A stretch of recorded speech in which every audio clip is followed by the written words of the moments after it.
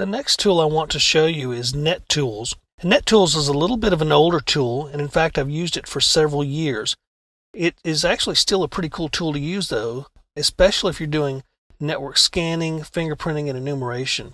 Now, all you have to do is go to Start and go to Network Tools, and you can see there's a whole lot of tools here. I mean, there's tons and tons. You can do ping sweeps, you can bounce, you can do UDP floods, so it's more than just a simple enumeration tool. You can actually do some attacks from this tool. I would highly caution you against using this tool on a live network that you don't have permission to scan. In addition to the network tools, there's some file tools here, stenographers, HTML encryptors, and things of that nature. So some of these tools we may talk about a little bit later on in the course, and we may use a few to show you some things. There's some system tools also, and some of these are tools that are questionable for legal use, like the credit card number validate and generator. You have to be careful with that one. But there's some interesting tools here, and again, there's probably more than you'll ever use, but they're there if you want to use them. If you want to look at the exterior tools, there's a lot of different internet tools that you can do some things with on the internet. Set up an FTP server, network protocol analyzer, website ripper, and so forth. Let's take a look though at the network tools a little bit more, and some things you might see that will help you enumerate networks include the domain to IP DNS tool. There's also Whois tools. There's also an SNMP walk tool, and there's a tool to enumerate shares on remote machines. There's a Google hacking tool, and so forth. If you continue to scroll a little bit here, there's a lot of IP tools as well. Remote LAN PC list, just a ton of tools that are out there. You can look at the Get SNMP tool, and that will help you enumerate SNMP if it's listening on the machine you're after. Like you can send SNMP queries to it, and I don't have SNMP running on this particular box, but you might get back information like the public and private string, for example. Some of the other tools that you might use include DNS tools, obviously, and some of those tools basically, like NetScan Tools Pro, can actually get some DNS information for you, some enumeration types of information, and in some cases even do a zone transfer. So there's different tools on here that are very valuable. I'm not going to go through every single tool here, but obviously there are a ton of them.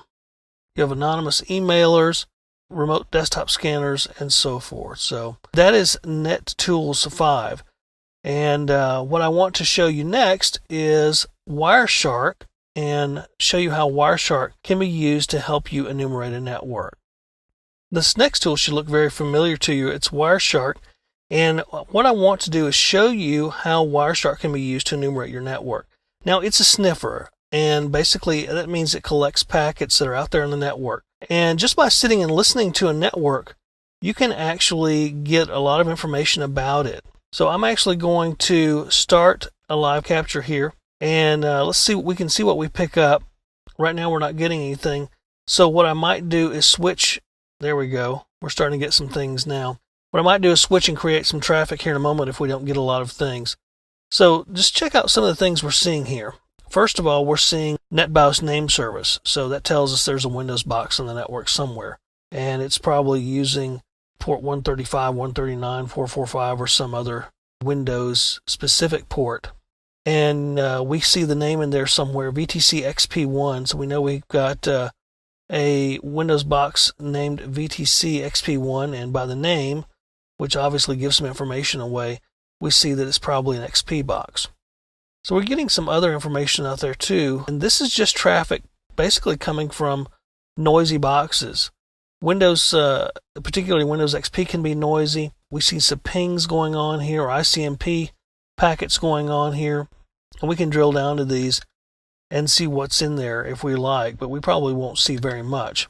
We're getting a destination unreachable, so that may indicate that someone's trying to get to it and can't, or it may also indicate a UDP scan going on. And in fact, one thing you can do is start a scan, start Wireshark at the same time, and what that will do for you, in addition to getting the port information back on Nmap, you'll get information back in Wireshark, and you can analyze that and maybe pick out a few pieces of information that you wouldn't otherwise get back from Nmap. So you might see some interesting things out there.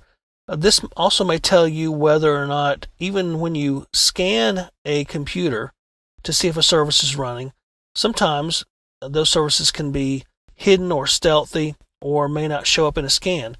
When you've got Wireshark running, you may see some of these hidden services come out every now and then, open up, get on the network, send some traffic, and then close back up. So you may see an FTP session going on here, and that might alert you that FTP is being used.